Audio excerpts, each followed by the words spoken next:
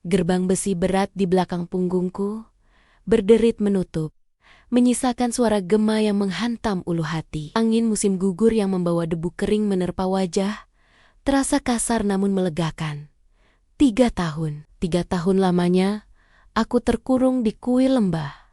Sebuah penjara neraka yang bahkan iblis pun enggan singgah. Hari ini, langit terlihat kelabu, seolah turut berduka atau mungkin bersiap menyambut badai yang akan kubawa pulang. Namaku Rama Wiratama. Dulu, orang mengenalku sebagai dokter muda jenius dengan masa depan cerah. Namun, sebuah fitnah keji mengubah segalanya menjadi abu. Sahabat yang kupercayai dan wanita yang kucintai bersekongkol menikamku dari belakang, menjadikanku kambing hitam atas kematian seorang pasien VIP yang sebenarnya korban kelalaian mereka. Aku meraba saku celana jeans usang yang kuberikan pada sipir 3 tahun lalu. Masih ada sisa uang receh di sana.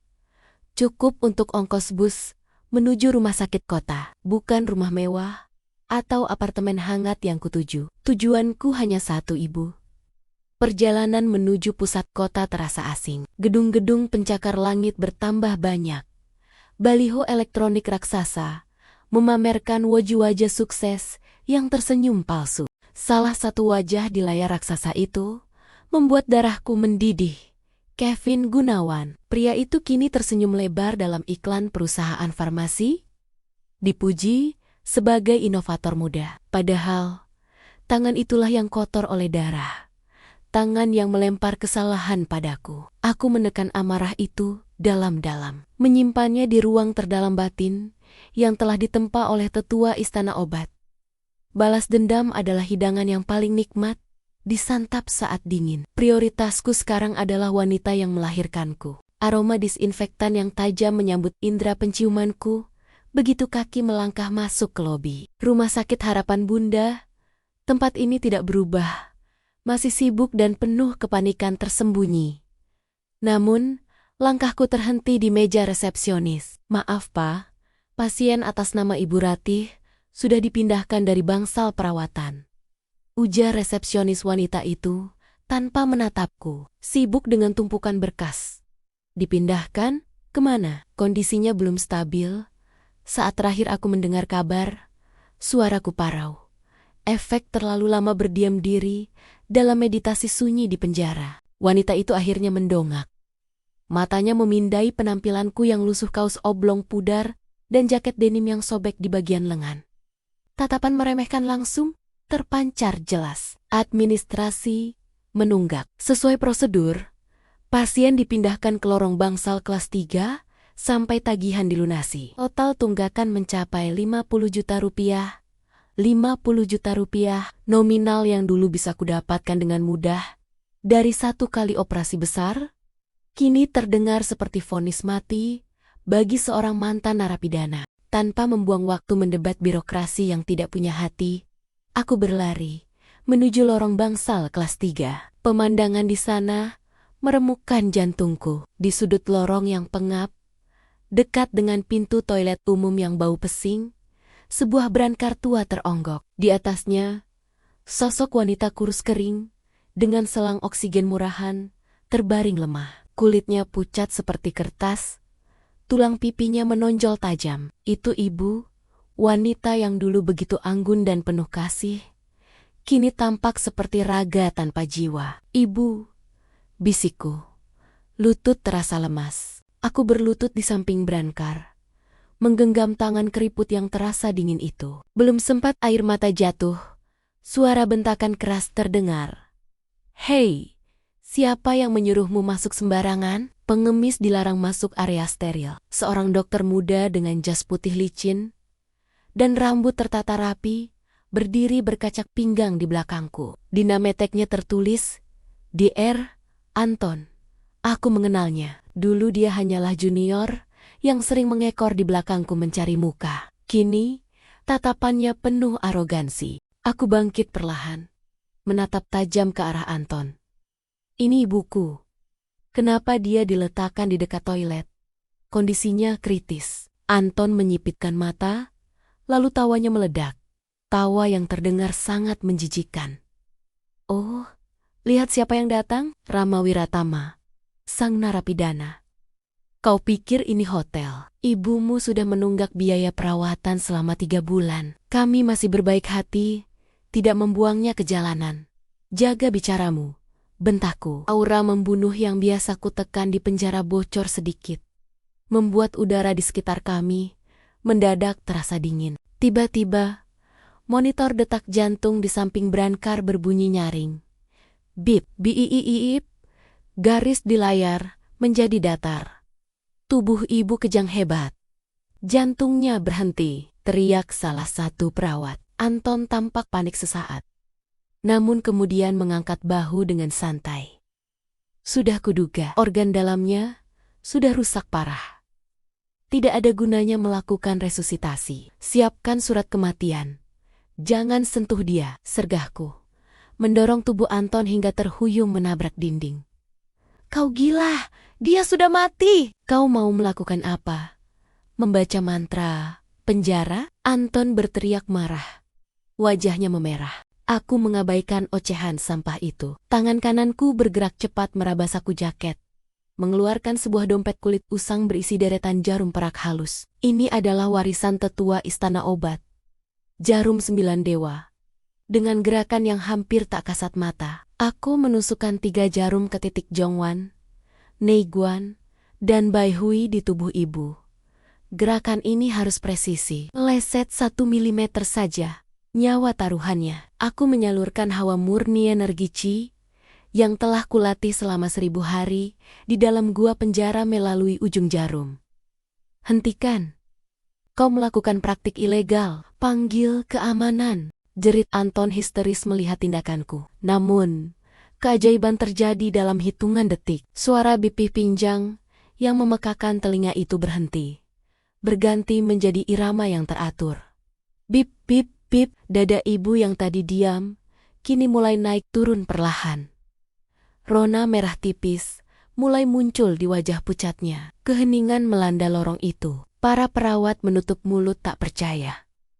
Mata Anton melotot, seakan hendak keluar dari rongganya. Dia, sebagai dokter medis, tahu persis bahwa pasien dengan kondisi seperti itu mustahil kembali stabil hanya dengan tusukan jarum tanpa alat pacu jantung.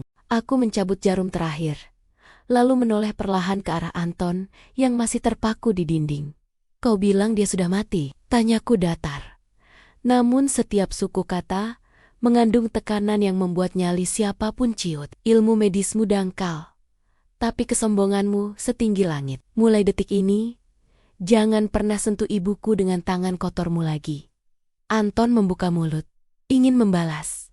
Namun tidak ada suara yang keluar. Dia baru saja menyaksikan sesuatu yang melampaui logika medis yang dipelajarinya. Sang narapidana telah kembali, dan dia membawa sesuatu yang jauh lebih mengerikan daripada sekadar dendam. Meninggalkan keributan di rumah sakit, aku melangkah keluar menuju jalanan yang mulai gelap. Ibu sudah stabil, dan pihak rumah sakit, karena rasa takut, atau mungkin rasa bersalah, setelah melihat keajaiban tadi sepakat memindahkannya kembali ke kamar rawat inap kelas 3 yang lebih layak, setidaknya untuk malam ini. Namun, masalah utama belum selesai. Aku butuh uang. 50 juta rupiah, bukan jumlah yang sedikit.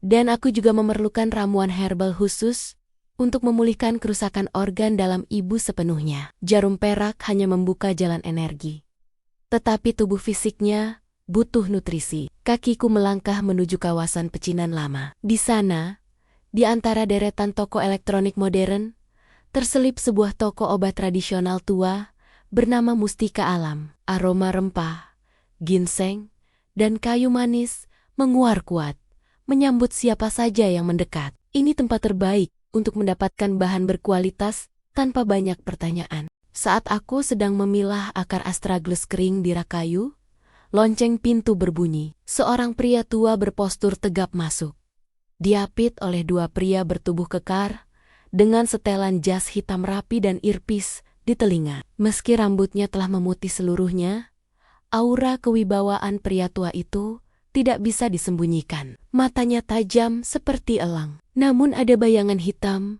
Di bawah kelopak matanya tanda keracunan kronis atau penyakit dalam yang parah. Pemilik toko, seorang kakek bungkuk bernama Pak Lim, buru-buru menyambut. "Selamat datang Tuan Besar, ada yang bisa saya bantu?" Pria tua itu baru hendak membuka mulut ketika tiba-tiba wajahnya berubah ungu. Tangan kanannya mencengkeram dada kiri. Tanpa suara, tubuh kokoh itu ambruk ke lantai kayu, menimbulkan suara berdebum keras. "Jenderal!" teriak salah satu pengawal panik.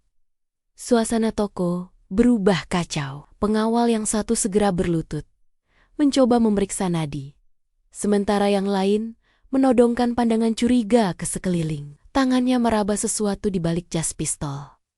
"Minggir, biar dokter pribadi memeriksanya." Seorang pria muda berkacamata yang baru masuk tergesa-gesa dari belakang rombongan langsung mendorong Pak Lim hingga terjengkang. Dia mengeluarkan stetoskop dan senter kecil, memeriksa pupil mata sang jenderal.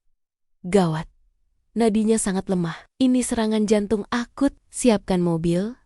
Kita harus ke rumah sakit pusat sekarang juga," teriak dokter muda itu. Keringat dingin mengucur di dahinya. Aku mengamati dari sudut ruangan. Mataku, yang terlatih dengan penglihatan roh dari kitab kuno, bisa melihat apa yang tidak dilihat dokter itu. Ada kabut hitam pekat yang melilit jantung pria tua itu. Itu bukan serangan jantung biasa. Itu adalah reaksi racun kalajengking beku yang sudah mengendap puluhan tahun, kini mengamuk karena pemicu tertentu. Jika mereka memindahkannya sekarang, guncangan perjalanan akan membuat racun itu menyebar ke otak. Dia akan mati dalam 5 menit. Nurani sebagai penyembuh tidak mengizinkanku diam. Aku melangkah maju. "Jangan pindahkan dia. Jika kalian membawanya sekarang, dia akan mati sebelum sampai di perempatan jalan." Semua mata tertuju padaku. Dokter muda itu menatapku dengan jijik, memindai pakaian lusuhku. "Siapa kau? Gelandangan? Jangan bicara omong kosong. Aku lulusan terbaik universitas luar negeri. Aku tahu apa yang kulakukan. Itu bukan serangan jantung," ujarku tenang, mengabaikan hinaannya. "Itu racun lama yang kambuh. Memindahkannya akan memacu aliran darah dan mempercepat racun mencapai otak." "Racun? Omong kosong. Usir orang gila ini," perintah dokter itu pada pengawal. Salah satu pengawal bertubuh raksasa maju, hendak mencengkram kerah bajuku. "Pergi bocah. Sebelum kupatahkan tanganmu." Aku menghela napas. Tidak ada pilihan. Saat tangan besar itu hampir menyentuhku, aku menggeser tubuh sedikit ke kiri, menghindari cengkeraman dengan gerakan langkah bayangan. Dengan cepat, jariku menotok titik hegu di pergelangan tangan pengawal itu. "Reg!" Pengawal itu menjerit. Tangannya mendadak lumpuh dan terkulai lemas. Sebelum yang lain sempat bereaksi, aku sudah berada di samping tubuh sang jenderal. Gerakanku secepat kilat, 3 jarum perak sudah melesat dari tanganku, menancap di dada, leher, dan ulu hati pria tua itu. "Apa yang kau lakukan?" Dokter muda itu berteriak histeris, hendak menerjangku. "Diam!" bentakku, disertai pancaran tenaga dalam yang membuat dokter itu terpental mundur dan jatuh terduduk. Aku memutar jarum di dada jenderal berlawanan arah jarum jam. "Keluarlah," gumamku. Tubuh jenderal tersentak hebat. Dia membuka mulut dan memuntahkan darah berwarna hitam pekat yang berbau busuk. Lantai kayu toko itu mendesis saat terkena darah tersebut. Tanda betapa kerasnya racun itu. Detik berikutnya, pria tua itu menarik napas panjang. Rakus menghirup udara seolah baru bangkit dari tenggelam. Warna ungu di wajahnya memudar, berganti rona kehidupan. Hening, kali ini keheningan yang penuh rasa hormat dan ketakutan. Dokter muda itu menganga, tidak percaya melihat pasien yang tadi dia vonis harus segera dibawa ke UGD, kini sudah duduk sambil menyeka bibir. Sang jenderal menatap darah hitam di lantai, lalu beralih menatapku. Matanya yang tajam kini dipenuhi rasa takjub. Dia tahu betul penyakit apa yang dideritanya. Penyakit yang sudah diderita sejak perang puluhan tahun lalu, dan tidak ada dokter modern yang bisa menyembuhkannya. hanya bisa menundanya. Anak muda. Suara jenderal terdengar berat dan berwibawa. Siapa namamu? Aku membersihkan jarum perakku dengan tisu alkohol, lalu menyimpannya kembali. Hanya seorang dokter lewat. Aku berbalik hendak pergi, tapi suara jenderal menghentikanku. Tunggu. Pria tua itu memberi isyarat pada pengawalnya. Pengawal yang tadi tangannya kulumpuhkan kini sudah pulih setelah kutepuk bahunya dengan hormat, menyerahkan sebuah kartu berwarna hitam pekat dengan ukiran naga emas. Aku Jenderal Broto, ujarnya memperkenalkan diri. Nama yang bisa membuat separuh pejabat militer negeri ini gemetar. Ini adalah kartu naga hitam. Di seluruh negeri ini hanya ada 10 orang yang memilikinya. Dengan kartu ini, kau bisa meminta bantuan apapun pada keluargaku. Dan kau bisa menarik uang tunai di bank manapun tanpa batas limit. Tanpa batas limit. Aku menatap kartu itu. Ini adalah jalan pintas untuk menyelesaikan masalah biaya rumah sakit ibu. Bahkan bisa membeli rumah sakitnya sekaligus. Namun, aku menerimanya dengan wajah datar, tanpa terlihat tamak. Aku terima sebagai biaya pengobatan, kataku singkat. Menyelipkan kartu itu ke saku jeans usangku, seolah itu hanya kartu diskon minimarket. Racun di tubuhmu belum hilang sepenuhnya. Datanglah ke alamat yang kutulis di kertas ini 3 hari lagi.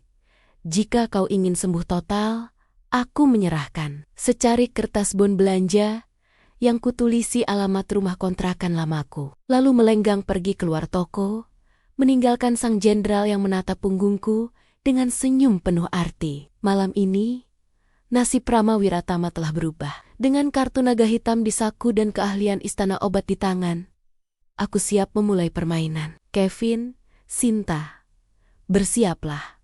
Dokter yang kalian hancurkan, kini telah kembali sebagai mimpi buruk kalian. Hotel Grand Imperial berdiri megah di pusat kota, pilar-pilarnya yang berlapis marmer memantulkan cahaya lampu sorot yang menyapu langit malam. Mobil-mobil mewah berderet di lobi, memuntahkan para elit kota yang berbalut gaun sutra dan jas buatan desainer ternama. Malam ini adalah malam besar bagi keluarga Gunawan. Kevin Gunawan, pewaris tunggal Imperium Farmasi, akan resmi bertunangan dengan Sinta, wanita yang pernah bersumpah sehidup semati denganku. Aku berdiri di seberang jalan, memandangi kemewahan itu dengan tatapan dingin. Angin malam menerbangkan ujung jaket denimku yang lusuh. Di saku celanaku terselip kartu naga hitam yang nilainya tak terhingga.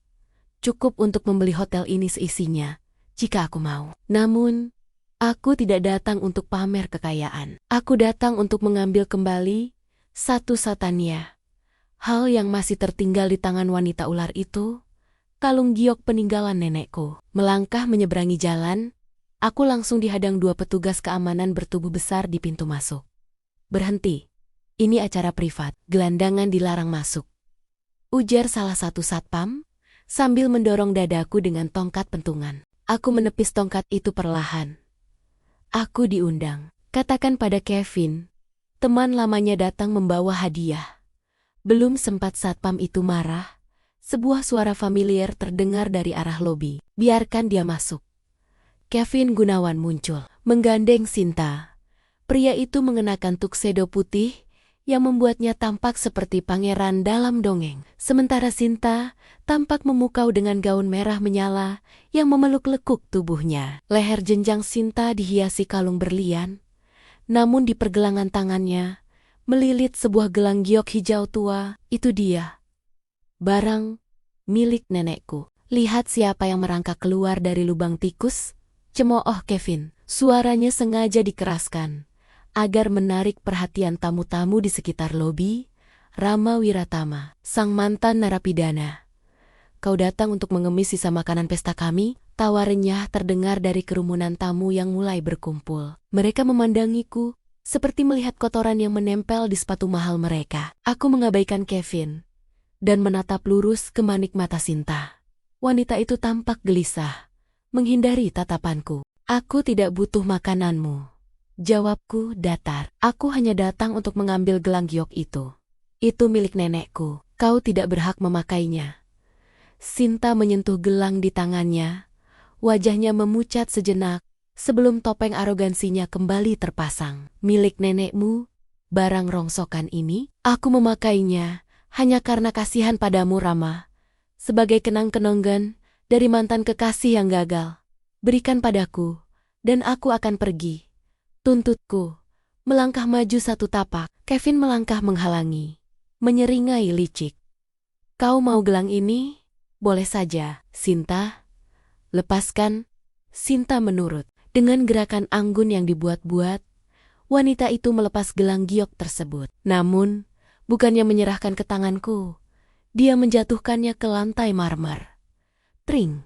Suara giok membentur lantai, terdengar nyaring di tengah keheningan lobi. Ups, terlepas, ujar Sinta, dengan nada mengejek yang dibuat-buat. Kevin tertawa lepas, lalu menendang gelang itu hingga tergeser ke dekat sepatu kulitnya yang mengkilap. Ambil, Rama, ambil seperti anjing yang memungut tulang. Jika kau bersujud dan menggonggong 3 kali, mungkin aku akan memberimu sedikit uang saku. Darahku berdesir panas, namun napasku tetap tenang dan teratur. Emosi adalah musuh bagi seorang ahli jarum. Aku menatap Kevin, lalu beralih menatap Sinta. Di mata mereka, aku hanyalah sampah yang bisa diinjak. Mereka tidak tahu bahwa pria yang berdiri di hadapan mereka bisa mencabut nyawa mereka dalam hitungan detik tanpa meninggalkan jejak. Perlahan, aku membungkuk. Kerumunan tamu berbisik-bisik, menertawakan kehinaan ini. Lihat, dia benar-benar mau mengambilnya. Dasar tidak punya harga diri. Aku memungut gelang giok itu, membersihkan debu yang menempel dengan ujung lengan jaketku. Benda ini terasa hangat, menyimpan memori kasih sayang nenek yang tulus, kontras dengan kepalsuan di sekelilingku. Setelah memastikan tidak ada retakan, aku berdiri tegak. Kenapa tidak menggonggong? Tagih Kevin. Wajahnya merah padam karena merasa diabaikan. Aku menatapnya dengan sorot mata yang membuat senyum di wajah Kevin luntur seketika. Tatapan itu adalah tatapan maut yang kuarisi dari lembah kematian. Kau pikir aku membungkuk karena takut padamu? Suaraku rendah, namun menggema jelas di lobi yang hening. Aku membungkuk karena barang ini terlalu suci. Jika kubiarkan tergeletak di dekat kakimu lebih lama lagi, aura busukmu akan menodainya. Wajah Kevin berubah garang. Kurang ajar. Habisi dia. 2 satpam tadi bergerak maju, siap memukul. Namun, sebelum mereka sempat menyentuhku, sebuah limosin hitam panjang berhenti mendadak di depan lobi. Bendera kecil di kap mobil menandakan itu kendaraan diplomatik atau pejabat tinggi. Pintu terbuka. Seorang pria tua dengan jas militer penuh lencana turun, dibantu tongkat. Jenderal Broto. Semua orang terdiam. Kevin yang tadi garang langsung berubah menjadi penjilat. Dia berlari kecil, menghampiri sang jenderal. Jenderal Broto, suatu kehormatan Anda hadir di pesta pertunangan saya. Silakan, Ma. Jenderal Broto bahkan tidak melirik Kevin. Mata tua itu menyapu kerumunan dan berhenti tepat padaku. Dia mengabaikan tangan Kevin yang terulur, lalu berjalan lurus ke arahku. Dokter Rama, sapa Jenderal Broto dengan nada hormat, sedikit membungkukkan badan. Saya mencari Anda kemana-mana. Ternyata Anda ada di sini. Dunia seakan berhenti berputar bagi Kevin dan Sinta. Rahang mereka jatuh. Tamu-tamu yang tadi mencemooh, kini menahan napas. Jenderal paling dihormati di negeri ini baru saja membungkuk pada seorang mantan narapidana. Aku menyimpan gelang giok ke dalam saku. Hanya urusan kecil, Jenderal. Mengambil barang yang tertinggal di tempat sampah. Jenderal Broto melirik Kevin dan Sinta sekilas, lalu mengangguk paham. Mobil saya siap mengantar Anda. Ada hal mendesak yang ingin saya bicarakan. Tanpa menoleh lagi pada pasangan yang mematung itu, aku berjalan menuju limosin. Sebelum masuk, aku berhenti sejenak dan menoleh pada Sinta yang wajahnya pucat pasi. Nikmatilah pestamu, Sinta. Karena mulai besok, hidupmu tidak akan pernah tenang lagi.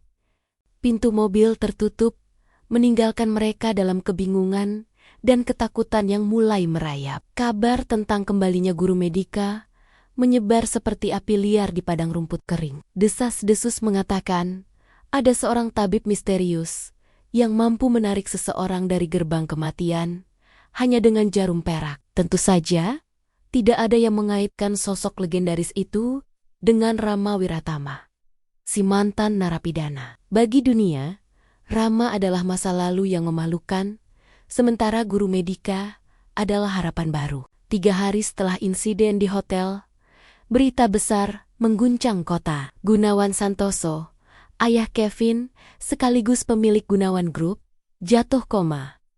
Saham perusahaan anjlok drastis. Berita di televisi menyebutkan bahwa beliau terkena penyakit misterius yang membuat kulitnya melepuh dan organ dalamnya membusuk perlahan. Aku tersenyum tipis saat menonton berita itu dari televisi tabung di ruang tamu kontrakan baruku. Itu bukan penyakit, itu karma. Atau lebih tepatnya, efek samping dari obat eksperimental ilegal yang diproduksi pabrik mereka sendiri, yang kutemukan dalam berkas rahasia yang diberikan Jenderal Broto kemarin. Pagi itu, keluarga Gunawan membuat pengumuman putus asa.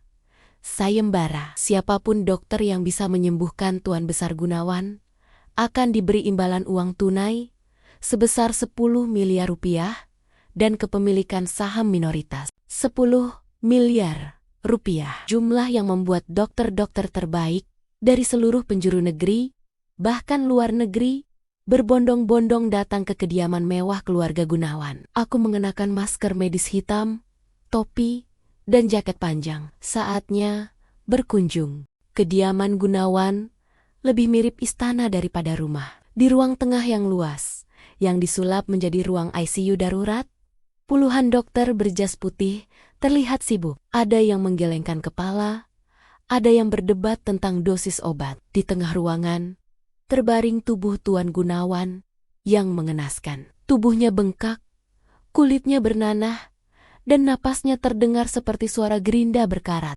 Kevin berdiri di sudut ruangan. Wajahnya kusut, matanya merah kurang tidur. Di sampingnya, Sinta mencoba menenangkan. Namun kecemasan terpancar jelas di wajah wanita itu. Jika Tuan Gunawan mati, warisan belum tentu jatuh ke tangan Kevin karena banyaknya skandal perusahaan belakangan ini. Minggir, minggir semua. Kalian tidak becus. Kevin berteriak frustrasi saat seorang profesor dokter dari Jerman mengangkat tangan menyerah. Tuan Kevin, racun ini sudah menyatu dengan sumsum tulang. Operasi mustahil dilakukan. Usianya tinggal hitungan jam, jelas profesor itu dalam bahasa Inggris yang kaku. Kevin menjambak rambutnya sendiri. Aku tidak butuh alasan, aku butuh ayahku hidup. Aku bayar kalian mahal. Uang tidak bisa membeli nyawa dari dewa maut, Tuan Muda. Suaraku memecah kepanikan. Semua mata tertuju ke pintu masuk. Aku berjalan santai melewati barisan dokter yang terdiam. Siapa kau? Bentak Kevin. Satpam, kenapa orang asing bisa masuk? Aku datang untuk sayembara. Jawabku tenang. Suaraku sedikit kusamarkan dengan teknik pernapasan dalam. Tapi harganya bukan 10 miliar rupiah. Kevin menatapku curiga. Tapi keputusasaan membuatnya tidak punya pilihan. Lalu apa maumu? 20 miliar? 50 miliar? Sebutkan. Asalkan ayahku sembuh, kita bicara bayaran nanti. Biarkan aku melihat pasiennya, kataku sambil melangkah mendekati ranjang. Sinta tiba-tiba melangkah maju. Matanya menyipit menatap postur tubuhku. Tunggu, matamu, kau terlihat familiar. Aku tidak mempedulikan kecurigaan Sinta. Tanganku langsung meraba nadi di leher Tuan Gunawan. Denyutnya kacau, seperti drum yang dipukul acak. Racun bunga bangkai bahan dasar obat ilegal mereka. Ironis, sang pembuat racun kini mati oleh racunnya sendiri.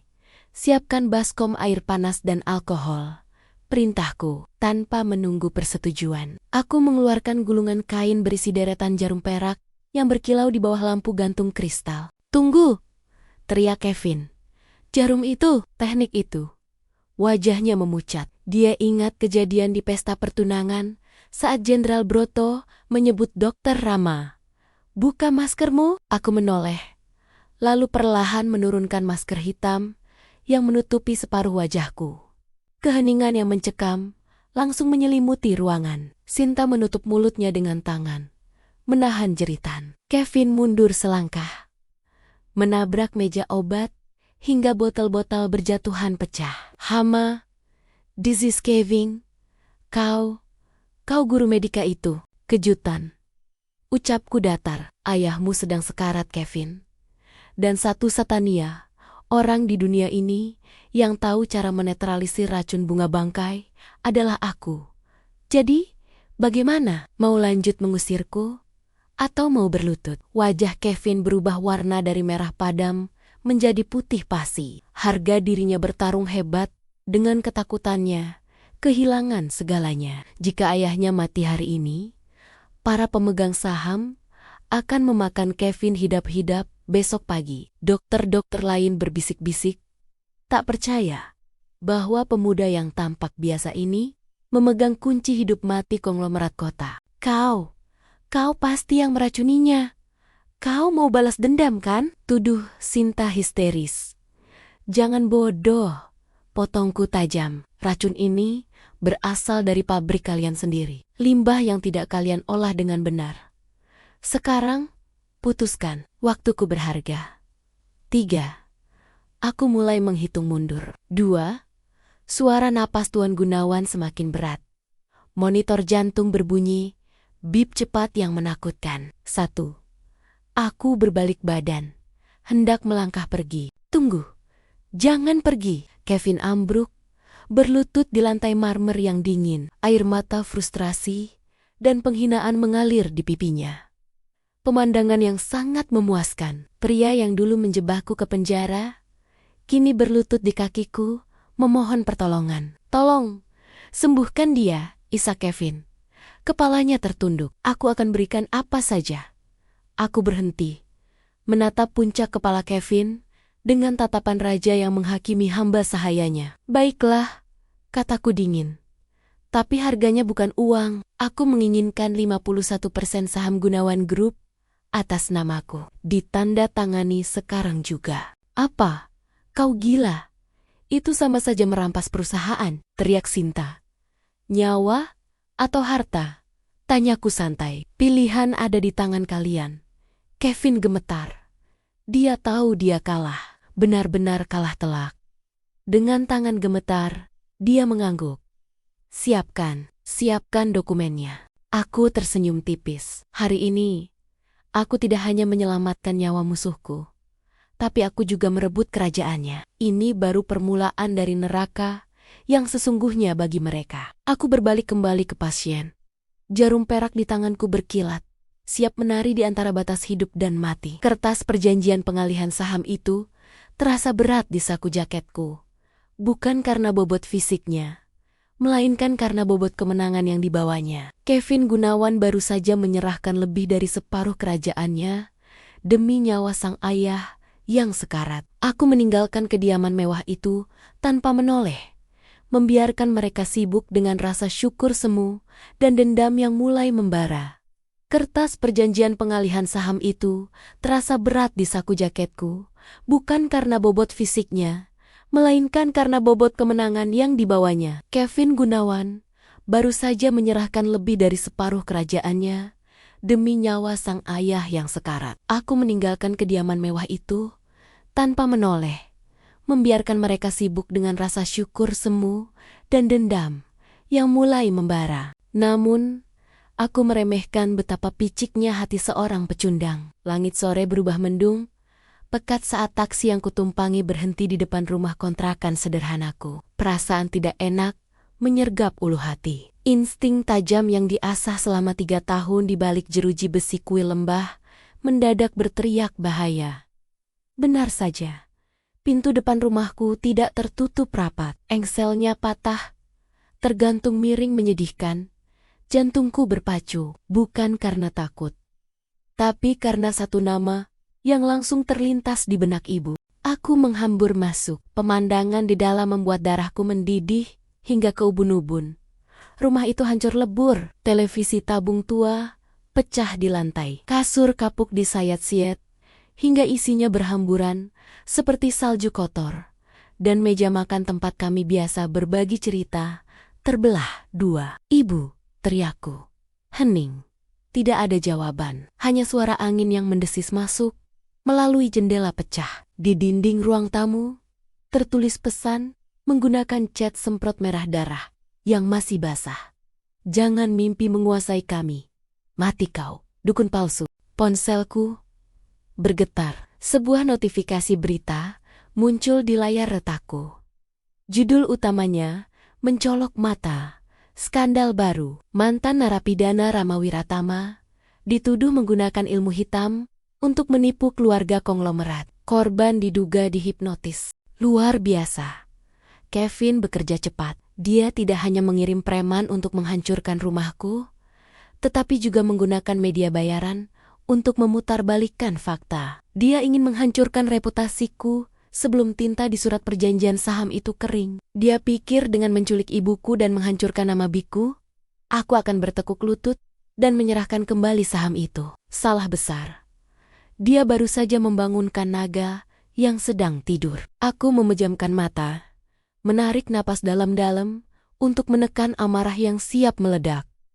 Panik tidak akan menyelesaikan masalah. Aku butuh fokus. Di antara bau cat semprot dan debu reruntuhan, hidungku menangkap aroma asing. Aroma tembakau murah, bercampur parfum maskulin yang menyengat, dan oli mesin. Aroma khas preman jalanan yang sering nongkrong di bengkel-bengkel liar pinggiran kota. Aku berjongkok, memungut sepuntung rokok yang masih hangat di lantai. Ada jejak lumpur kemerahan di dekatnya. Tanah liat merah, jenis tanah yang hanya ada di satu area di kota ini. Kawasan pergudangan utara yang sudah lama terbengkalai. Teknik jejak aroma 1000 mil dari kitab pengobatan surgawi bukan hanya dongeng. Indera penciumanku kini setajam serigala pemburu. Aku bisa mencium ketakutan mereka yang tertinggal di udara. Kevin Gunawan, kau ingin bermain kasar. Kau ingin perang. Baik. Aku akan memberimu perang yang tidak akan pernah kau menangkan. Malam ini, aku bukan lagi seorang penyembuh. Malam ini, tangan kananku yang biasa memegang jarum kehidupan akan berubah menjadi tangan pencabut nyawa. Namun, aku meremehkan betapa piciknya hati seorang pecundang. Langit sore berubah mendung, pekat saat taksi yang kutumpangi berhenti di depan rumah kontrakan sederhanaku. Perasaan tidak enak menyergap ulu hati. Insting tajam yang diasah selama 3 tahun di balik jeruji besi kuil lembah mendadak berteriak bahaya. Benar saja, pintu depan rumahku tidak tertutup rapat. Engselnya patah, tergantung miring menyedihkan. Jantungku berpacu, bukan karena takut, tapi karena satu nama yang langsung terlintas di benak. Ibu. Aku menghambur masuk. Pemandangan di dalam membuat darahku mendidih hingga ke ubun-ubun. Rumah itu hancur lebur. Televisi, tabung tua pecah di lantai. Kasur kapuk disayat-siat hingga isinya berhamburan seperti salju kotor, dan meja makan tempat kami biasa berbagi cerita terbelah dua. "Ibu," teriakku. Hening. Tidak ada jawaban, hanya suara angin yang mendesis masuk melalui jendela pecah. Di dinding ruang tamu tertulis pesan menggunakan cat semprot merah darah yang masih basah. "Jangan mimpi menguasai kami. Mati kau, dukun palsu." Ponselku bergetar. Sebuah notifikasi berita muncul di layar retakku. Judul utamanya mencolok mata. Skandal baru. Mantan narapidana Rama Wiratama dituduh menggunakan ilmu hitam untuk menipu keluarga konglomerat. Korban diduga dihipnotis. Luar biasa. Kevin bekerja cepat. Dia tidak hanya mengirim preman untuk menghancurkan rumahku, tetapi juga menggunakan media bayaran untuk memutarbalikkan fakta. Dia ingin menghancurkan reputasiku sebelum tinta di surat perjanjian saham itu kering. Dia pikir dengan menculik ibuku dan menghancurkan nama baikku, aku akan bertekuk lutut dan menyerahkan kembali saham itu. Salah besar. Dia baru saja membangunkan naga yang sedang tidur. Aku memejamkan mata, Menarik napas dalam-dalam untuk menekan amarah yang siap meledak. Panik tidak akan menyelesaikan masalah. Aku butuh fokus. Di antara bau cat semprot dan debu reruntuhan, hidungku menangkap aroma asing. Aroma tembakau murah, bercampur parfum maskulin yang menyengat, dan oli mesin. Aroma khas preman jalanan yang sering nongkrong di bengkel-bengkel liar pinggiran kota. Aku berjongkok, memungut sepuntung rokok yang masih hangat di lantai. Ada jejak lumpur kemerahan di dekatnya. Tanah liat merah, jenis tanah yang hanya ada di satu area di kota ini. Kawasan pergudangan utara yang sudah lama terbengkalai. Teknik jejak aroma 1000 mil dari kitab pengobatan surgawi bukan hanya dongeng. Indra penciumanku kini setajam serigala pemburu. Aku bisa mencium ketakutan mereka yang tertinggal di udara. Kevin Gunawan, kau ingin bermain kasar. Kau ingin perang. Baik, aku akan memberimu perang yang tidak akan pernah kau menangkan. Malam ini, aku bukan lagi seorang penyembuh. Malam ini, tangan kananku yang biasa memegang jarum kehidupan akan berubah menjadi tangan pencabut nyawa. Hujan deras mengguyur kota, menyamarkan air mata langit atas kekejaman manusia. Kawasan pergudangan utara tampak seperti kota hantu. Tumpukan kontainer berkarat menjulang seperti nisan raksasa di bawah kilatan petir. Di tengah kompleks itu, sebuah gudang besar memancarkan cahaya remang-remang. Suara tawa kasar dan denting botol beradu terdengar samar dari dalam, bersaing dengan gemuruh guntur. Aku berdiri di depan pintu baja gudang itu. Basah kuyup, tidak ada rasa dingin, hanya panas api dendam yang membakar di dada. Di dalam sana, ibuku berada. Tanpa basa-basi, ku tendang pintu baja itu sekuat tenaga. Braak. Pintu tebal itu terlepas dari engselnya, melayang dan jatuh berdebum di tengah ruangan, mengejutkan puluhan preman yang sedang asyik berjudi dan minum-minum. Suasana mendadak hening. Ratusan mata menatapku. Di sudut ruangan, terikat di kursi kayu, kulihat ibu. Wajahnya lebam, mulutnya disumbat kain. Melihatku datang, matanya membelalak ketakutan, menggeleng panik, seolah menyuruhku lari. Oh, lihat siapa yang datang. Suara bariton terdengar. Seorang pria bertubuh raksasa dengan tato naga melilit di leher bangkit dari kursi paling mewah. Dia memegang tongkat bisbol berduri. Si dokter dukun. Tuan Kevin bilang, kau mungkin akan datang. Tapi aku tidak menyangka nyalimu sebesar ini untuk datang sendirian. Ratusan preman itu tertawa. Suara mereka menggema, memantul di dinding seng. Mereka memegang rantai, pisau lipat, dan pipa besi. Jumlah mereka setidaknya ada 100 orang. Satu kompi pasukan iblis melawan satu manusia. Lepaskan dia, ucapku datar. Suaraku pelan, tapi entah kenapa terdengar jelas di telinga setiap orang di sana, menembus deru hujan di luar. Si pemimpin preman tertawa lagi. Kali ini lebih keras. Lepaskan. Kau pikir ini di mana, nak? Kau masuk kandang macan. Tuan Kevin membayar kami 500 juta rupiah untuk membuatmu cacat seumur hidup. Dan bonus tambahan kalau kami bisa membuatmu menonton ibumu menderita. Kata-kata terakhir itu adalah kesalahan terbesarnya. 500 juta, gumamku. Murah sekali harga nyawa kalian. Habisi dia, perintah si pemimpin. 10 orang pertama maju serentak, mengayunkan pipa besi ke arah kepalaku. Aku tidak mundur. Sebaliknya, aku melesat maju. Gerakanku bukan gerakan petarung jalanan. Ini adalah tarian kematian. Aku menghindari ayunan pipa besi dengan geseran kaki minimal, membiarkan senjata itu lewat hanya 1 sentimeter dari wajahku. Kerak. Tanganku bergerak seperti ular mematuk, menotok titik kuze di siku preman terdepan. Tulangnya tidak patah, tapi sarafnya meledak. Dia menjerit. Senjatanya jatuh, dan tubuhnya kejeng-kejong di lantai. 9 orang sisanya tidak sempat sadar. Aku berputar, jari-jariku menari di udara, menusuk titik-titik vital di leher, ketiak dan ulu hati mereka. Bukan pukulan keras, Hanya sentuhan presisi yang mematikan aliran Qi. Dalam 10 detik, 10 orang tergeletak, mulut berbusa, tubuh lumpuh total. Namun kesadaran mereka masih utuh untuk merasakan rasa sakit yang luar biasa. Teknik totok lumpuh neraka. Rasa sakitnya setara dengan tulang yang digerinda perlahan. Dan itu akan berlangsung selama 24 jam. Jeritan memilukan teman-teman mereka, membuat sisa preman yang lain mundur selangkah. Ketakutan mulai merayap di wajah garang mereka.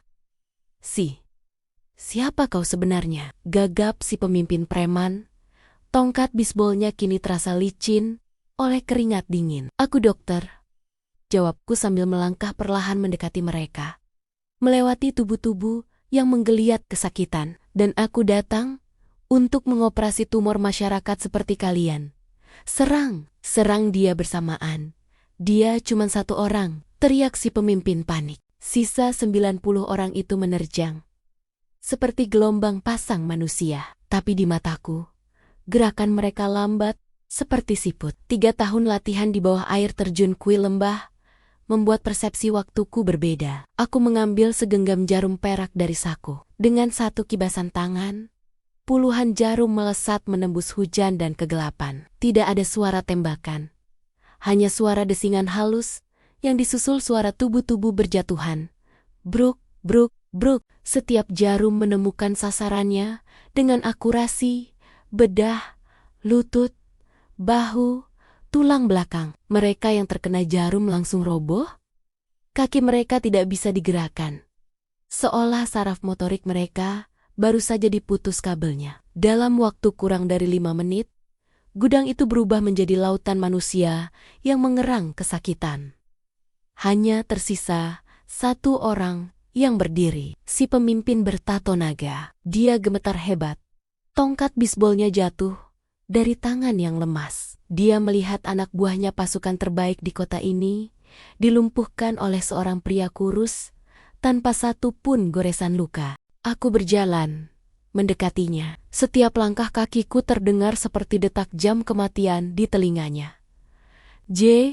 Jangan mendekat. Aku cuma disuruh. Dia mundur hingga punggungnya menabrak tembok. Aku mencekik lehernya dengan satu tangan, mengangkat tubuh raksasa itu hingga kakinya melayang dari tanah. Siapa yang menyuruhmu?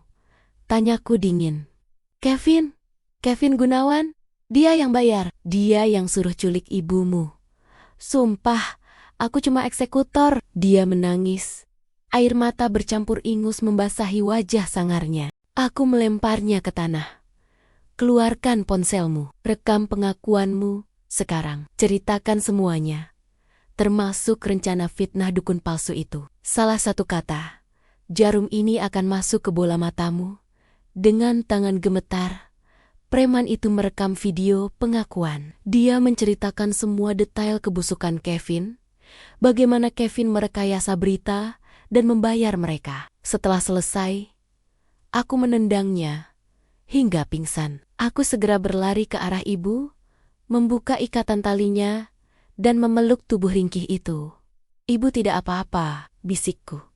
Suaraku kembali lembut. Ibu menangis, memegang wajahku dengan tangan gemetar. Rama, mereka bilang kamu penjahat. Ibu takut, Tenang, Bu. Rama di sini, ujarku menenangkan. Mereka yang jahat, dan mereka sudah mendapat balasannya. Aku memapah ibu keluar dari gudang neraka itu. Hujan mulai reda. Di tanganku ada bukti rekaman yang akan menjadi paku terakhir di peti mati masa depan Kevin Gunawan. Dia ingin bermain api. Baiklah. Besok pagi, aku akan membakar seluruh dunianya hingga menjadi abu. Lampu kristal raksasa menggantung di langit-langit Grand Ballroom Hotel Majestic, membiaskan cahaya kemasan ke seluruh penjuru ruangan. Malam ini, keluarga Gunawan mengadakan pesta perayaan besar-besaran. Tajuknya, Kebangkitan Era Baru Farmasi Gunawan. Setelah Tuan Besar Gunawan sembuh secara ajaib berkat intervensiku yang tidak mereka akui di depan umum, harga saham mereka meroket kembali. Kevin mengklaim bahwa kesembuhan ayahnya adalah hasil riset tim dokter internal mereka. Pembohong ulung. Aku melangkah masuk melalui pintu utama, melewati detektor logam yang berbunyi nyaring. Petugas keamanan yang berjaga hendak mencegat, namun tatapan mataku membuat nyali mereka menciut. Aura membunuh yang kubawa dari gudang pembantaian semalam sepertinya masih melekat di kulit. Aku mengenakan setelan jas hitam sederhana yang kubeli di pasar loak pagi tadi. Namun, postur tegapku membuat pakaian murah itu terlihat sekelas busana desainer Italia. Di atas panggung megah, Kevin Gunawan sedang berdiri memegang mikrofon. Gelas sampahnya di tangan kanan. Wajahnya berseri-seri, penuh kemenangan. Di sampingnya berdiri Sinta, tersenyum palsu sambil memamerkan cincin berlian di jari manis. Mereka terlihat seperti pasangan raja dan ratu yang sedang menatap rakyat jelata. Kevin yakin betul aku sudah menjadi mayat di suatu selokan. Atau setidaknya lumpuh total di rumah sakit antah berantah setelah ia mengirim pasukan premannya semalam. Hadirin sekalian, suara Kevin menggema melalui pengeras suara. Terima kasih telah hadir. Hari ini kita merayakan bukan hanya kesembuhan ayahanda tercinta, tetapi juga masa depan cerah perusahaan. Tidak ada rintangan yang tidak bisa kami singkirkan. Kutu busuk sekalipun akan kami injak. Tamu undangan bertepuk tangan riuh. Para penjilat yang haus akan cipratan kekayaan. Kutu busuk yang kau maksud itu, apakah masih hidup? Teriakku lantang, memotong pidato kemenangan itu. Suara tepuk tangan mati seketika. Hening melanda ruangan seluas lapangan bola itu. Ratusan kepala menoleh ke arah pintu masuk. Kevin menyipitkan mata, silau oleh lampu sorot, berusaha mengenali sosok yang berdiri di ambang pintu. Ketika bayanganku semakin jelas melangkah mendekat, gelas sampahnya di tangan Kevin terlepas. Preng! Pecahan kaca dan cairan keemasan mengotori sepatu mahalnya. Wajah sombong itu runtuh seketika, berganti pucat pasi seolah melihat hantu bangkit dari kubur. Rama, desisnya. Suaranya gemetar masuk ke mikrofon sehingga terdengar jelas oleh semua orang. Bagaimana mungkin?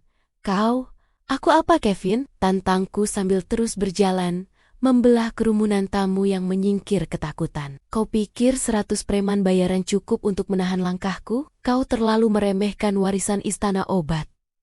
Sinta menutup mulutnya. Matanya membelalak ngeri. Dia tahu betul apa yang direncanakan Kevin semalam. Fakta bahwa aku berdiri di sini tanpa lecet sedikit pun berarti rencana itu gagal total. Keamanan, usir dia. Dia orang gila. Dia pembunuh, teriak Kevin panik. Menunjuk-nunjuk wajahku. 6 orang petugas keamanan berbadan tegap berlari mengepungku. Namun, sebelum mereka sempat menyentuh jas hitamku, suara dentuman tongkat kayu menghantam lantai marmer terdengar dari pintu VIP di sisi kanan panggung. Duk. Suaranya tidak keras, tetapi memiliki wibawa yang membungkam seluruh ruangan. Seorang pria tua dengan seragam militer lengkap, dada penuh lencana kehormatan, berjalan masuk didampingi 2 ajudan bersenjata laras panjang. Jenderal Broto, sosok yang paling ditakuti dan dihormati di negeri ini. Kevin yang melihat kedatangan sang jenderal langsung mengubah ekspresinya. Dia pikir ini adalah penyelamatnya. Dengan langkah tergesa, pewaris Gunawan itu turun panggung menghampiri Jenderal Broto.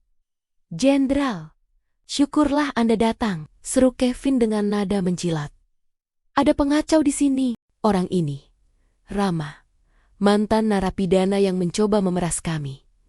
Tolong perintahkan anak buah Anda untuk menangkapnya. Jenderal Broto berhenti melangkah. Tatapan matanya yang setajam elang menatap Kevin, lalu beralih padaku. Perlahan, senyum tipis terukir di wajah keriput sang pahlawan perang. Tanpa mempedulikan ocehan Kevin, Jenderal Broto berjalan lurus melewati pesakitan itu, menuju tepat ke hadapanku. Apa yang terjadi selanjutnya membuat jantung ratusan tamu undangan seolah berhenti berdetak. Jenderal bintang 4 itu, orang yang bahkan presiden pun segan padanya, membungkukkan badan 90 derajat di hadapanku. Selamat malam, Guru Medika, sapa Jenderal Broto dengan nada penuh hormat.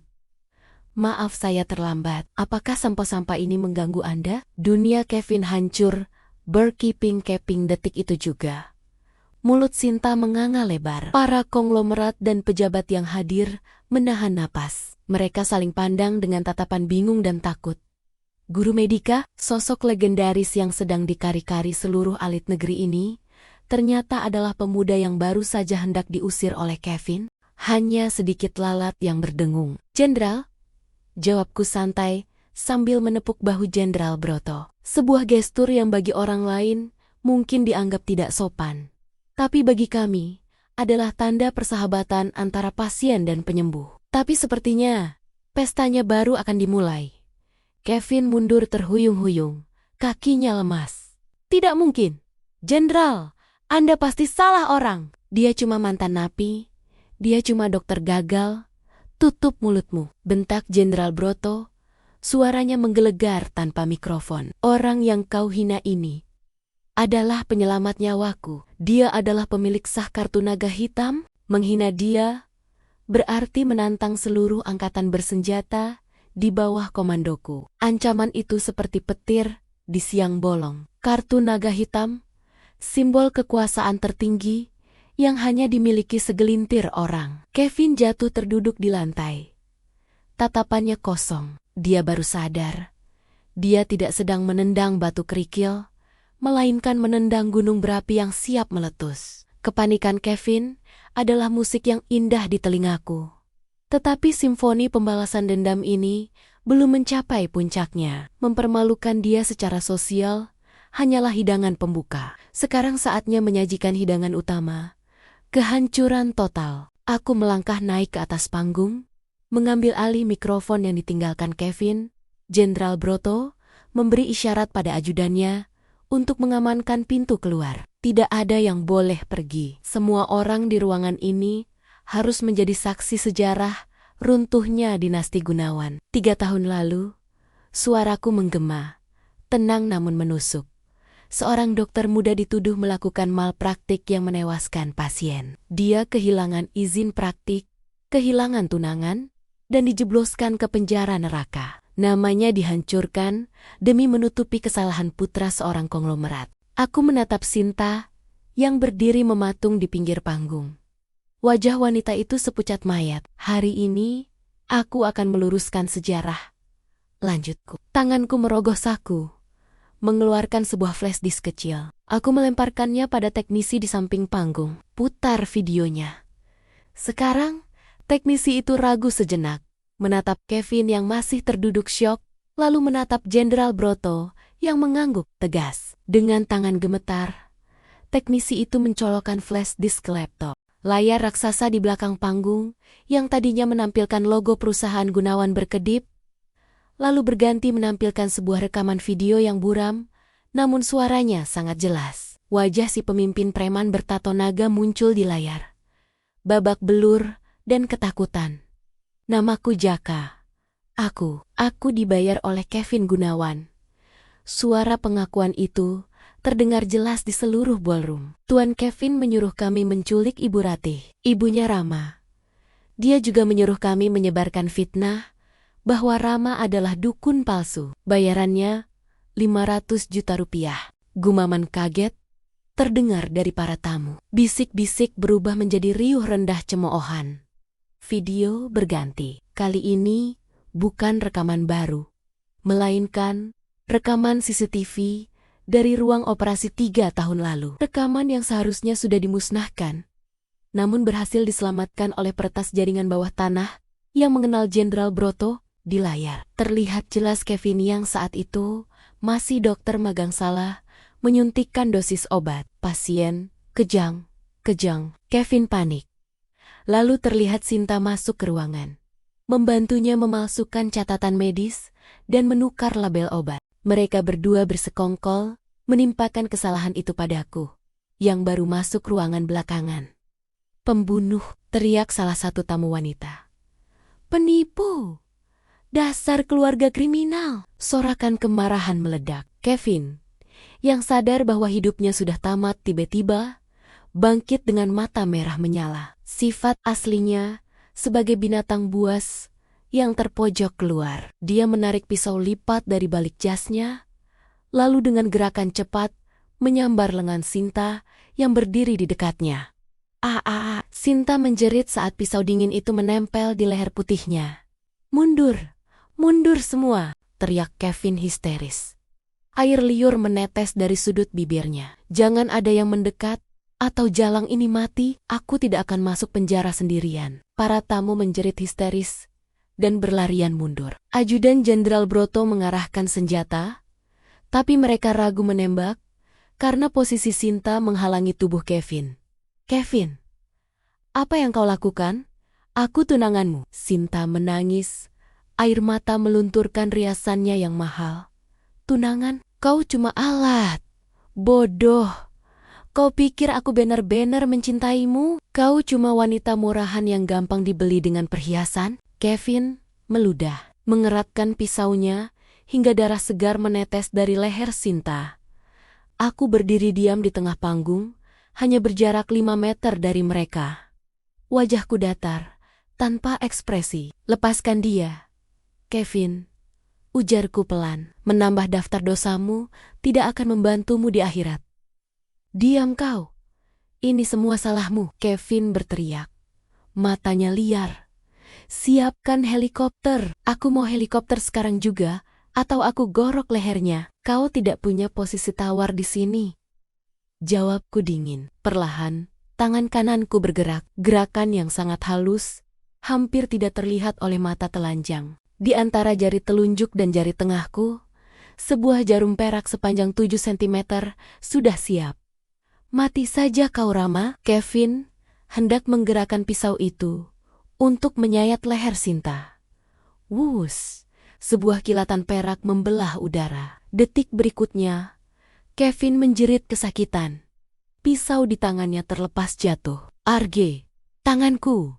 Kevin memegangi pergelangan tangan kanannya. Di sana, sebuah jarum perak menancap dalam, tepat di titik saraf motorik utama, mematikan fungsi tangannya seketika. Sinta yang terlepas dari sanderaan, langsung berlari menjauh, jatuh terduduk sambil memegangi lehernya yang berdarah, menatap Kevin dengan tatapan ngeri dan benci. Tanpa perlu diperintah, pasukan khusus yang dipanggil Jenderal Broto menyerbu masuk. Mereka membekuk Kevin, menekan wajah sombong itu ke lantai marmer yang dingin. Ayah Kevin, Tuan Besar Gunawan yang baru sembuh, terlihat digelandang dari kursi roda oleh polisi atas tuduhan korupsi dan persekongkolan jahat. Aku turun dari panggung, berjalan melewati Kevin yang sedang diborgol. Dia mendongak, menatapku dengan mata penuh kebencian dan keputusasaan.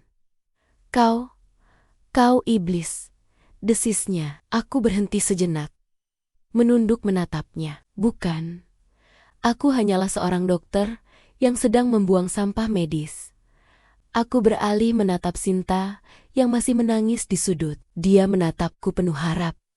Mungkin berharap aku akan menolongnya atau memaafkannya. Namun, aku hanya melewatinya begitu saja, tanpa menoleh sedikit pun. Bagiku, mereka berdua sudah mati sejak 3 tahun lalu. Malam ini, di bawah gemerlap lampu kristal, dinasti Gunawan runtuh menjadi debu. Dan di atas puing-puingnya, nama guru Medika bersinar terang, membawa fajar keadilan yang baru. Berita kejatuhan keluarga Gunawan menjadi sarapan pagi paling nikmat bagi warga kota selama sepekan terakhir. Koran-koran memajang wajah Kevin yang tertunduk lesu dengan rompi oranye tahanan, sementara aset perusahaan mereka disita negara dan para kreditur. Imperium bisnis yang dibangun di atas pondasi kelicikan itu runtuh dalam semalam, rata dengan tanah. Namun, bagiku, itu semua hanyalah suara bising di latar belakang. Fokusku kini tertuju pada sebuah bangunan ruko tua 2 lantai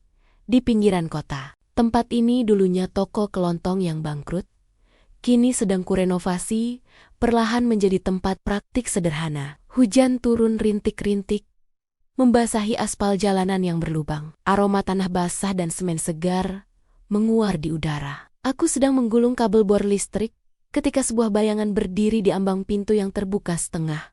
Seorang wanita, pakaiannya basah kuyup, rambutnya yang biasa tertata rapi, kini lepek menempel di pipi.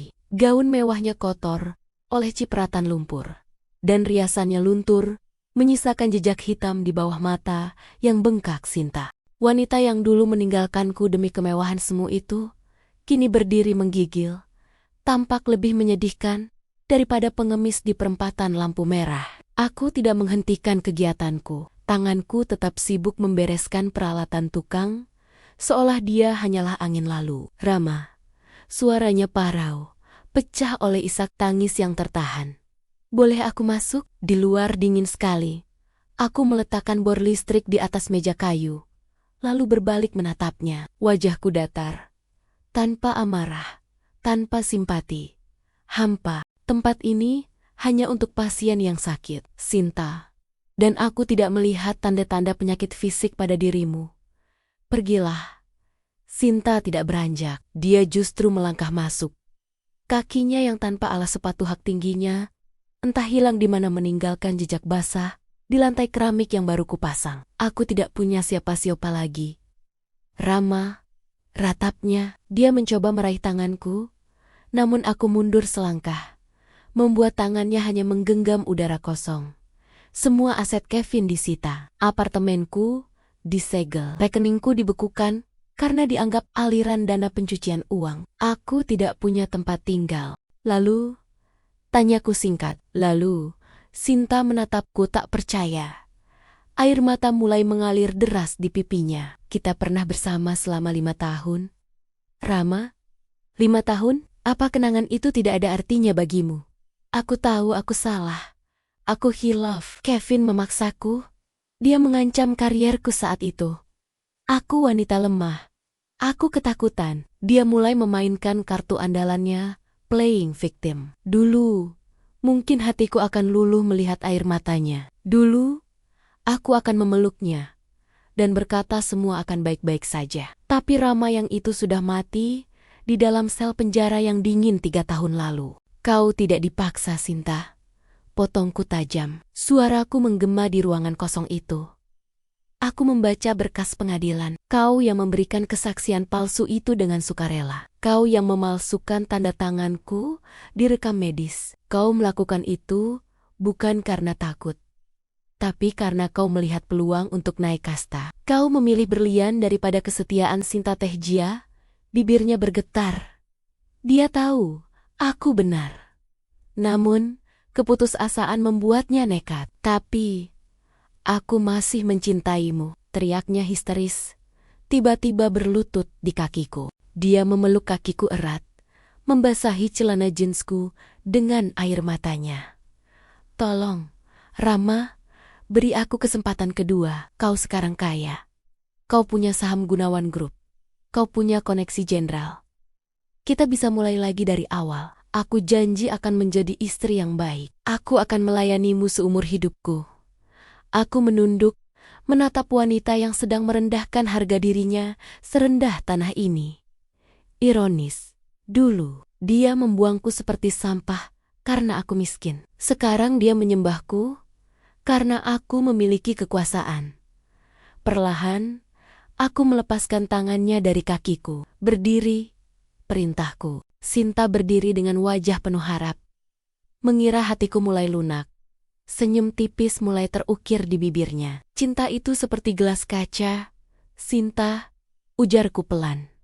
Menatap matanya dalam-dalam. Sekali pecah, kau bisa saja merekatkannya kembali. Tapi retakannya akan selalu ada. Dan setiap kali kau minum dari gelas itu, bibirmu akan terluka. Senyum Sinta pudar seketika. Kau tidak mencintaiku. Lanjutku tegas. Kau hanya mencintai bayangan kekuasaan yang ada di belakangku sekarang. Jika besok aku jatuh miskin lagi, kau akan menjadi orang pertama yang meludahiku. Hatimu sudah busuk, dan tidak ada jarum akupunktur di dunia ini yang bisa menyembuhkan karakter yang cacat. Aku berjalan menuju pintu geser besi ruko, menariknya turun perlahan. Pergilah, cari kehidupanmu sendiri. Jangan pernah muncul di hadapanku lagi. atau aku akan menganggapmu sebagai hama yang perlu disingkirkan. Rama, kau tega, kau kejam, Sinta menjerit, memukul-mukul pintu besi yang mulai menutup. Kekejamanku hari ini adalah hasil didikanmu 3 tahun lalu.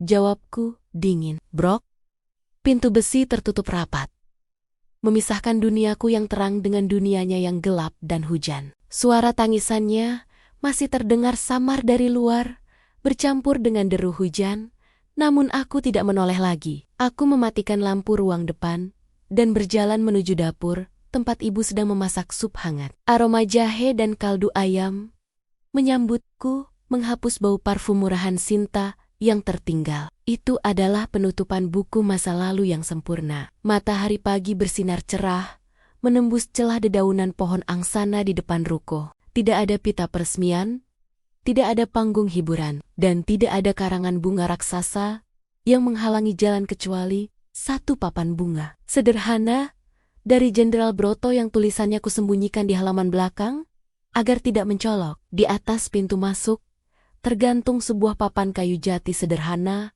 bertuliskan Klinik Medika Wiratama. Meski tanpa promosi besar-besaran, antrian manusia sudah mengular hingga ke trotoar sejak pukul 6 pagi. Mereka bukan orang-orang berjas mewah atau wanita bersosialita. Mereka adalah tukang becak dengan punggung membungkuk, pedagang pasar yang kakinya bengkak karena asam urat, dan ibu-ibu buruh cuci yang tangannya kapalan. Orang-orang yang selama ini terpinggirkan oleh sistem kesehatan yang mahal. Aku mengenakan jas putih bersih, bukan jas dokter mahal, melainkan jas katun sederhana yang nyaman. Di dadaku tidak ada lagi nam tag dokter magang yang dulu sering dihina. Sebuah mobil sedan hitam mewah berhenti di depan klinik. Seorang pria parubaya dengan setelan jas rapi turun. Itu Direktur Rumah Sakit Pusat Kota. Dia melangkah masuk, mengernyitkan hidung melihat antrian pasien yang berpeluh keringat. Dokter Rama,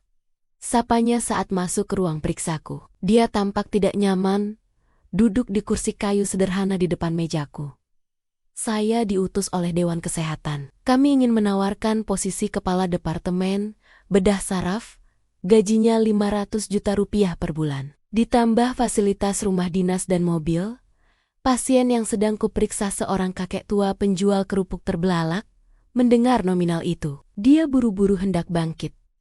Merasa tidak pantas menyita waktu dokter semahal itu. Duduklah, Kek, kita belum selesai, ujarku lembut pada kakek itu, menahan bahunya.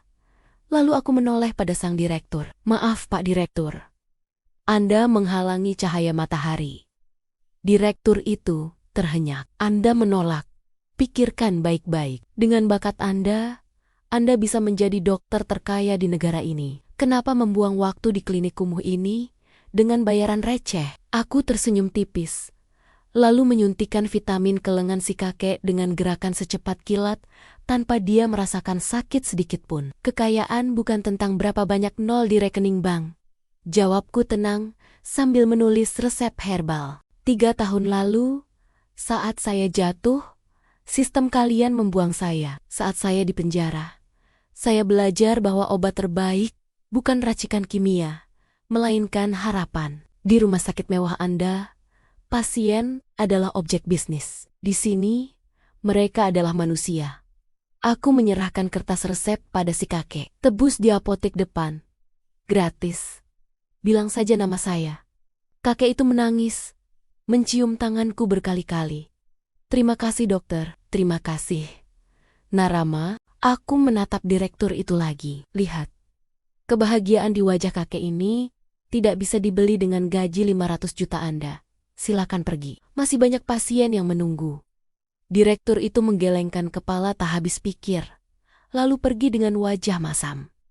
Dia tidak akan pernah mengerti. Sore harinya, saat pasien terakhir pulang, sebuah mobil jeep militer parkir. Jenderal Broto turun dengan tongkatnya, kali ini tanpa pengawal ketat. Dia membawa rantang makanan. Saya dengar ibumu masak rawon enak, ujar jenderal sambil tertawa renyah, meletakkan rantang di meja periksaku. Dokter macam apa yang menolak jabatan direktur demi mengobati kutu air tukang becak. Dokter yang sudah pernah merasakan neraka. Jenderal, jawabku sambil membuka rantang itu. Aroma kuah rawon yang pekat langsung memenuhi ruangan. Ibu keluar dari dapur membawa nasi hangat. Wajahnya kini segar bugar, senyumnya telah kembali. Dia tidak tahu detail tentang pertarungan darah dan maut yang kulalui. Dan biarlah tetap begitu. Makanlah, nak. Kau seharian belum makan, ujar ibu. Aku duduk menikmati makanan sederhana itu bersama Jenderal Broto dan ibu. Di luar, langit senja berwarna jingga keemasan. Dunia mungkin mengenalku sebagai guru medika, sosok misterius yang memegang kartu sakti dan ditakuti para penjahat. Tapi di ruangan kecil berukuran 4x4 meter ini, aku menemukan kedamaian yang sesungguhnya. Aku tidak butuh pengakuan dunia. Aku hanya butuh melihat pasienku tersenyum dan ibuku tidur nyenyak. Tanganku meraba saku, menyentuh jarum perak yang selalu kubawa. Perjalananku belum selesai. Kejahatan akan selalu ada. Penyakit akan selalu datang. Tapi selama jantungku berdetak, jarum ini akan menjadi perisai bagi mereka yang lemah dan pedang bagi mereka yang zalim. Inilah aku, Rama Wiratama, sang dokter.